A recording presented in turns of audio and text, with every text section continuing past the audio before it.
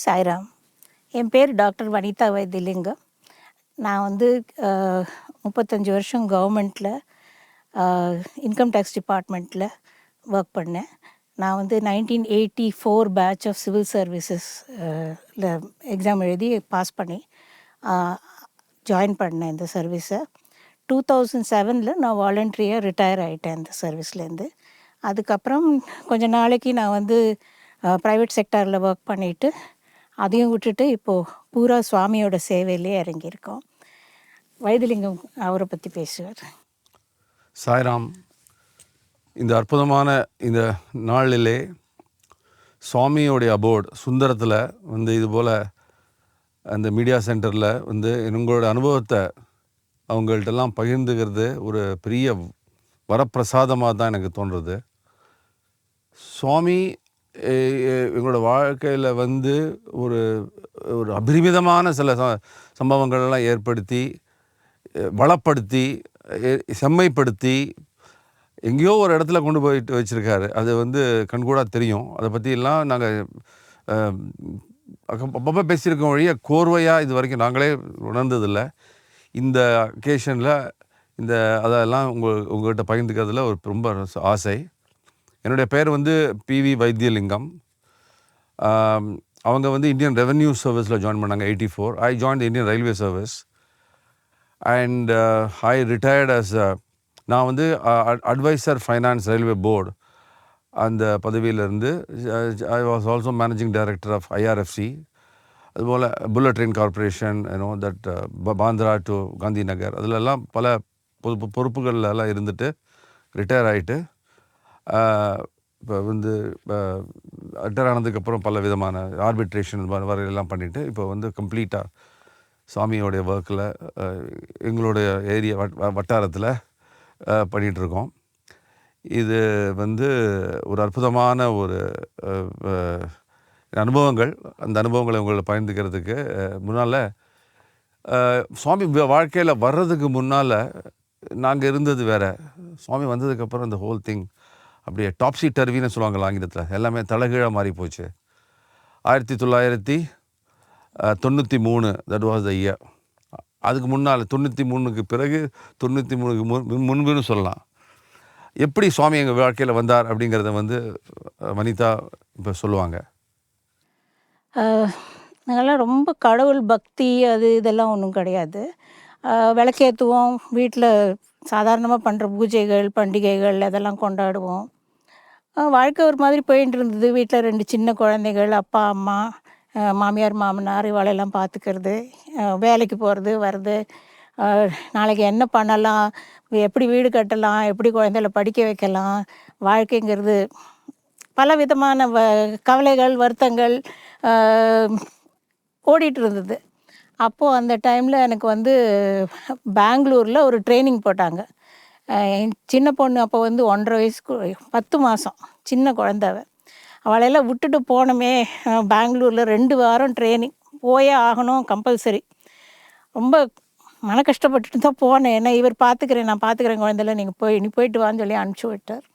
சரி, அங்கே போனால் எல்லோரும் ஃபேமிலி கூட்டிகிட்டு வந்திருந்தா, நான் மாத்திரம் ஃபேமிலி கூட்டிகிட்டு போகல. எல்லோரும் ஹோட்டலில் தங்கினோம். என் தங்க அங்கே இருந்தா பெங்களூரில், ஆனால் ரொம்ப தள்ளி இருந்தா.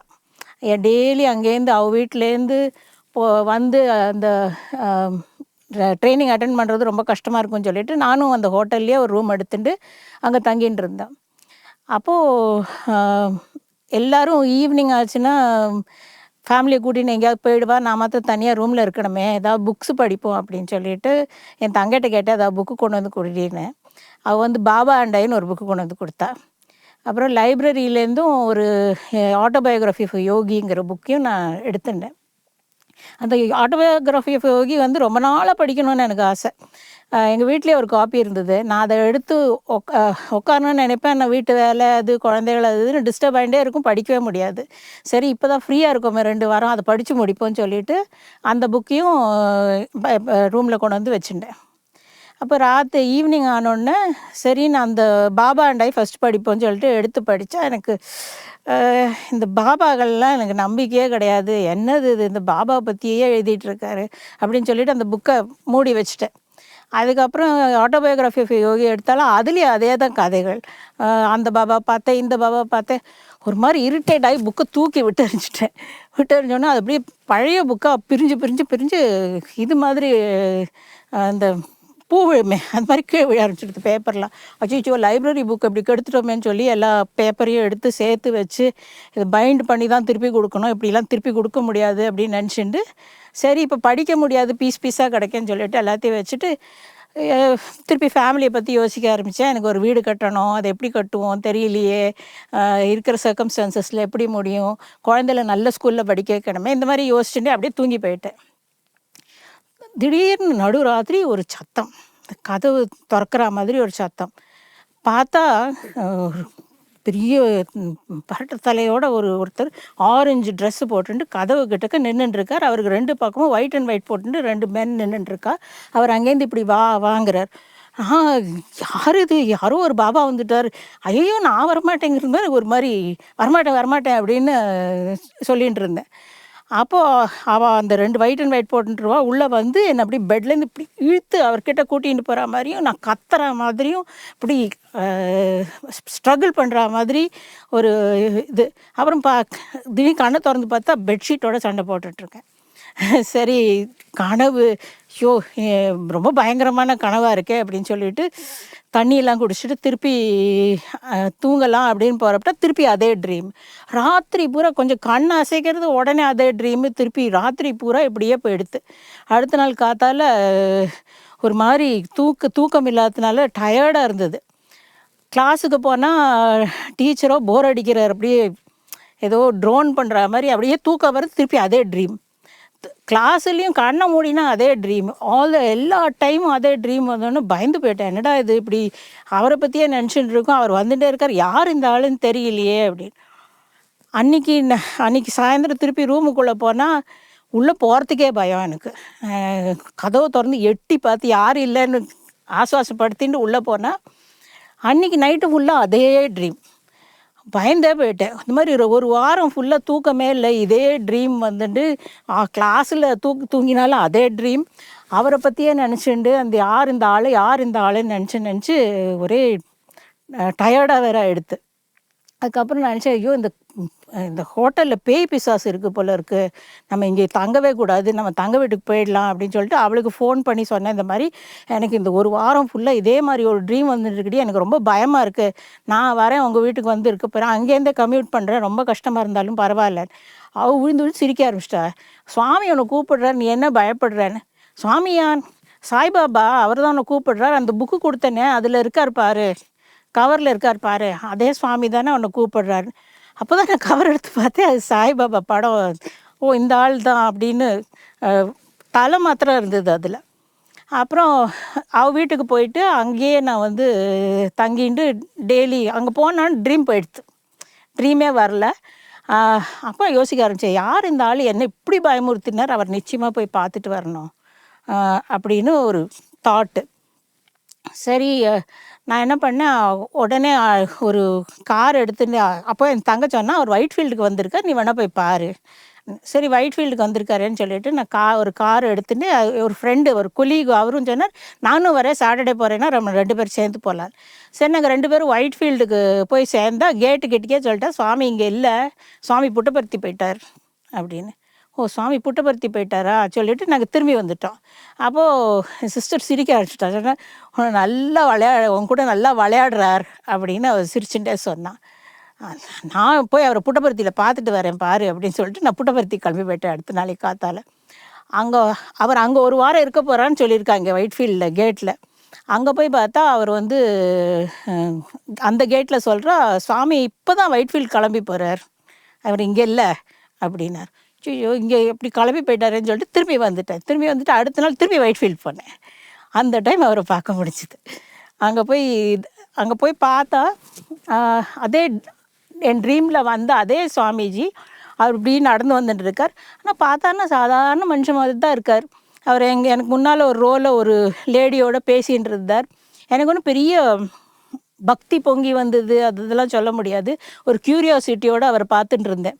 யார் இவர், ஏன் என்னை இப்படி பயமுறுத்தினார், ஏன் என்னை வந்து இப்படி கூப்பிட்டார், என்கிட்ட ஏதாவது பேசுவாரா அப்படிலாம் நினச்சிட்டு இருந்தேன். என்கிட்ட இது கிளாரிஃபை பண்ணுவார், சொல்லுவார் எனக்கு எதுக்குன்னுட்டு. ஆனால் அப்படிலாம் ஒன்றும் நடக்கலை. எனக்கு முன்னால் இருக்கிற ஒரு லேடிகிட்ட பேசிட்டு அவர் போயிட்டார். அப்போ நான் வந்து ஒரே கன்ஃபியூஷனோட ஏன் கூப்பிட்டுட்டு எனக்கு ஒன்றுமே சொல்லலையே, நான் போனப்புறமும் ஒன்றும் சொல்லலையே, என்னது இது அப்படின்னு யோசிச்சுட்டு இருக்கிறச்ச ஒரு சரி இதெல்லாம் விடு, மாலுக்கு போகலான்னு சொல்லிட்டு ஒரு மாலுக்கு போனேன், சினிமாவுக்கு போகலான்னு சொல்லிட்டு கிளம்பி போனேன். சரி போகிற வழியில் ஏதோ ஒரு மியூசிக் ஸ்டோரில் பிரசாந்தி பஜன்ஸ் நடந்தது, ப்ளே பண்ணிட்டு இருந்தா. அந்த பஜன் அவ்வளோ இனிமையாக இருந்தது. அப்படியே இழுத்துட்டே போயிடுத்தேன் அந்த ஷாப்புக்குள்ளே. கடைக்குள்ளே போயிட்டு அந்த பஜனை கேட்டுட்டு அந்த சீடியை வாங்கிட்டேன். என்னமோ தெரியல, ரொம்ப ஆசை, அந்த சீடி அவ்வளோ நல்லா இருக்குது பாட்டு, அதெல்லாம் சீடியை வாங்கிட்டேன். அப்போ அது சாய் பஜன்ஸ்னு தெரியாது. இந்த பஜன்ஸ் எல்லாம் ரொம்ப நன்னா இருக்குது, எனக்கு ரெஜிஸ்டர் ஆகலை அது சாய் பஜன்ஸ்னுட்டு. வாங்கிட்டேன். அப்புறம் சினிமாக்கெலாம் போயிட்டு வந்துட்டு இவருக்கு ஃபோன் பண்ணேன், இந்த மாதிரி நடந்தது. முன்னாலே சொன்னேன், ட்ரீம்ஸ் வருது, பயமாக இருக்குது, நான் சுஜி வீட்டுக்கு போகிறேன்லாம் சொன்னதுக்கு அவர் வந்து கேட்டார், எப்படி இருந்தது, யார் அந்த சுவாமிஜி, எப்படி இருக்கார், என்ன விஷயம்னு. எனக்கு சொல்ல தெரியல, இந்த பஜன்ஸ் எல்லாம் கேட்டேன், ரொம்ப நல்லா இருந்தது, நான் பஜன் வாங்கியிருக்கேன், நான் எல்லாம் கொண்டு வரேன், அப்புறம் விவரமாக வீட்டில் சொல்கிறேன் அப்படின்னு சொல்லி இவர்கிட்ட சொன்னேன். அப்புறம் நான் வீட்டுக்கு வந்துட்டேன். அதுக்கப்புறம் என்ன ஆகுதுன்னு அவர் சொல்லுவார். இல்லை, there are some gaps here. See, இப்போ வரும்போது இந்த கேசட் மாத்திரம் இல்லை, அதோட நிறைய புக்ஸ் வாங்கிட்டு வந்திருந்தா. சத்யசாய்பாபா எனக்கு தெரியாது அப்போ. வி நோ வேக்லி, பாசிட்டிவாகவும் இல்லை நெகட்டிவாகவும் இல்லை. தெர் இஸ் சித்தி பவர்லாம் உண்டு பற்றிலாம் ஏதோ something vague kind of thing. So அவள் வந்து 4-5 புக்ஸ் வாங்கிட்டு வந்திருந்தா, நாட் ஜஸ்ட் கேசட் அலோன். அதில் வந்து one of the books was இந்த ஃபிலிஸ் கிறிஸ்டலோட the monkey mind. The other book was my Samuel Sandwichோட Sai Baba the Psychiatrist. That's a fabulous book. Third book was The Man of Miracle by Howard Moffat. Then the one more book was Baba and I by Slop. Plus 3-4 volumes of Satyam Sivam Sundaram. So, and then this couple of few cassettes, and particularly this one particular cassette. So, the weekend I just started reading those books. First, foreigners, they generally more objective, they don't just exaggerate. அதனால வந்து அவங்க வந்து நிறைய அதை படிக்கலாம், ஆங்கிலத்தில் படிக்கலாம், ஆங்கில ஆசிரியர்கள் கரெக்டாக சொல்லுவாங்க அப்படிங்கிற ஒரு எண்ணத்தில் இந்த இதெல்லாம் வச்சுட்டு ராகணபதியோட இதில் இவரோட கஸ்தூரியோட அந்த புக்ஸ்லாம் வச்சுட்டு இதை படிக்க ஆரம்பித்தேன். It was absolutely, amazing. This man, I should not say like that here, but then that was thought. Is this even an iota of this, all that has been narrated. இங்கே சொன்னதெல்லாம் ஒரு துளி கூட உண்மையாக இருந்தால் கூட இது ஒரு பெரிய ஃபினாமினன் அப்படின்னு தோணிது. நான் வந்து ராமகிருஷ்ண பரமஹம்சர், விவேகானந்தர் இவங்களோடலாம் ரொம்ப ஈடுபாடு உடையவன். அப்படி இருக்கும்போது ராமகிருஷ்ண ரமண மகரிஷி, அரபிந்தோஸ், அதெல்லாம் அவங்களும் இல்லை அப்போது, இந்த காலகட்டத்தில் இல்லை. ஆனால் இப்போ வந்து இது ஒரு ஃபினாமினலாக இருக்கே, இது எப்படி, இது வந்து ஃப்ராங்காக சொல்லணும்னா he must be either God or he must be a super fraud. இது மாதிரி ஒரு தவறான எண்ணம். எப்படி, how can these foreigners be duped to such a level that இப்படிலாம் சொல்கிறாங்களே அப்படிலாம் தோண ஆரம்பிச்சிது, நெகட்டிவாக தோண ஆரம்பிச்சிது. அதுக்கப்புறம் சத்யம் சிவம் சுந்தரம் படித்தேன். Then this is something, my initial impression தப்பு அப்படின்னு சொல்லிட்டு, சரி இங்கே என் ஃப்ரெண்டு சொன்னார், இங்கே சுந்தரம்னு ஒரு இடம் இருக்குது, கோவில் இருக்குது, அங்கே போனீங்கன்னா நீங்கள் நிறைய உனக்கு அவங்க என்ன பண்ணுறாங்கலாம் தெரியும் அப்படின்னு சொல்லி. யார் அப்சல்யூட் நாவிஸாக. சரி, அன்றைக்கி ஒரு சண்டே அன்றைக்கி கிளம்பி வந்தோம். பிக் ப்ரொசஷன் இதில் மவுண்ட் ரோடில் க்ராஸ் பண்ண முடியல. Waited and return. ஐயோ போக முடியல, நெக்ஸ்ட்டு சண்டே போகலான்னு சொல்லிட்டு நெக்ஸ்ட் சண்டே வந்தோம். இங்கே வந்து பார்த்தாங்க கூட்டமெல்லாம் கலைஞ்சி போயிட்டுருக்காங்க, முடிஞ்சுது இன்றைக்கி, ப்ரோக்ராம் இஸ் ஓவர் அப்படின்னு. செகண்ட் டைமும் போக முடியல. எங்களுடைய அந்த ஆங்ஸைட்டி, தாபம் அதெல்லாம் அதிகமாகிடுது. எப்படி வந்து இப்போ அங்கே முதல்ல வைஃபீல்டில் போன உடனே புட்டபர்த்தி போயிட்டாருன்னு சொன்னாங்க, புட்டபர்த்தி போனதுக்கப்புறம் இங்கே வந்துட்டாருன்னு சொன்னாங்க. இப்படி அலக்கழிச்சாரோ அது மாதிரி ரொம்ப இதாக இருந்தது. Then finally we came here, attended the bhajan. அந்த மெசேஜ் ஒன்று வந்து end of the bhajan there will be a message. What a stunning message, what a mesmerizing voice. the Sanatana Dharmaவுடைய the pristine message, the crystal, the gist of the whole, Vedantic thought, அதை வந்து அற்புதமான ஒரு தமிழில் அதை வந்து அவங்க வந்து அழகாக வந்து பண்ணாங்க. அப்புறம் அந்த bhajan was so mesmerising. So எனக்கு ரொம்ப ஆச்சரியம் எனக்கு. அப்போ வந்து இது மாதிரி ஒரு இடம் இருந்திருக்கு, இப்படிப்பட்ட ஒரு பகவான் நமக்கு நடுவில் இருந்திருக்கார். எவ்வளவு பேர் யார் பேசினாலும் அவரை பற்றி தான் சொல்லிட்டு இருந்தாங்க. தென் நெக்ஸ்ட் டே, அதுக்கு அடுத்த நாள், எவ்ரி அதர் டே நான் யாரும் பார்த்தேன்னா அவருடைய சாய்பாபா பக்தராக இருப்பார். அதை இன்னொரு இடத்துக்கு போனாக்கா there will be something, I will be talk about Saibaba book. ஒரு ஒன்றுமே இல்லாமல் இருந்த இடத்துல வந்து suddenly there are so many Saibaba orient discussion talk மாற்றி சுற்றி வந்துகிட்டே இருந்தது. அப்போது வந்து ஐ வாஸ் வாட்ஸ் ஹேப்பனிங் அப்படின்னு யோசிச்சுட்டு இருந்தப்போ ஒரு வீட்டில் ஒரு பெரிய கெலாமிட்டி ஸ்டார்டட். என்ன கெலாமிட்டினாக்கா, மை மதர், எங்கள் அம்மாவுக்கு வந்து தலையில் வந்து பேச முடியல, தலையில் பெயின் சொன்னாங்க, வார்த்தைகள் வரல. அப்போலோ ஹாஸ்பிட்டலுக்கு போய் அங்கெல்லாம் நிறைய we met the best of the doctors. She was additional commissioner at the time with all those contacts. So every doctor gave appointment out of the turn. So போய் பார்த்தாக்கா கேன்சர் மேலிக்னன்ட் அப்படின்னு சொல்லிட்டாங்க. So operation பண்ணணுன்ட்டாங்க. அப்படியே அசந்தாங்க, அப்படியே மிரண்டு போயிட்டோம் நாங்கள்.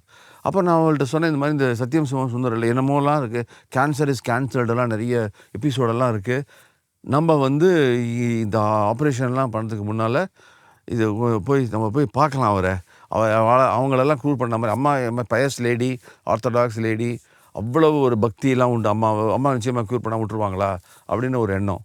அதுக்கு நடுவில் வந்து பீராமம், we met the best of the neuro guys இந்த city. Kalyan Raman, then Apollo hospital the top guys, then Krishnamurthy Srinivas எல்லாம் பார்த்து கடைசியில் will have final word before we skull is open. Will have B Ramamurthy. Ramamurthy is a doyen of neuro surgery. அவர் Australia போயிருந்தார், அவர் இல்லை.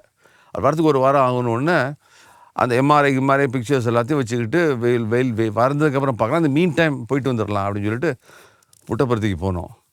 அங்கே என்ன நடந்ததுங்கிறத ஷி வில் எக்ஸ்பிளைன். புட்டபர்த்திக்கு போகிறதுக்கு முன்னால் ப்ரே பண்ணேன் சுவாமிகிட்ட, நீ வந்து நான் புட்டபர்த்திக்கு வரேன் அம்மாவை கூட்டிண்டு, அம்மாவுக்கு வந்து யாருக்கெல்லாமோ க்யூர் பண்ணிட்டேன்னு சொன்னேன், நீங்கள் கடவுளாக இருந்தால் அம்மாவுக்கும் க்யூர் பண்ணிவிடுங்க. நான் இப்போ எனக்கு எல்லோரும் அவள் விபூதி சாப்பிட்டு தான் க்யூர் ஆச்சு அப்படின்னு கேள்விப்பட்டேன், அதனால் எனக்கு விபூதி கொடுங்கோ, நான் புட்டபர்த்தியை விட்டு வரத்துக்குள்ளே எனக்கு விபூதி வேணும் அப்படின்னு சொல்லி வேண்டிண்டேன். பஸ்ஸில் ஏறினப்புறமும் புட்டபர்த்தியை விட்டுட்டு புட்டபர்த்தியிலேருந்து கிளம்புறதுக்கு முன்னால் எனக்கு விபூதி வேணும் அப்படின்னு திருப்பி அதையே சொல்லிட்டு நாங்கள் புட்டபர்த்தி போய் சேர்ந்தோன்னா உக்காண்ட்ருக்கோம் தர்ஷன் லைனில்.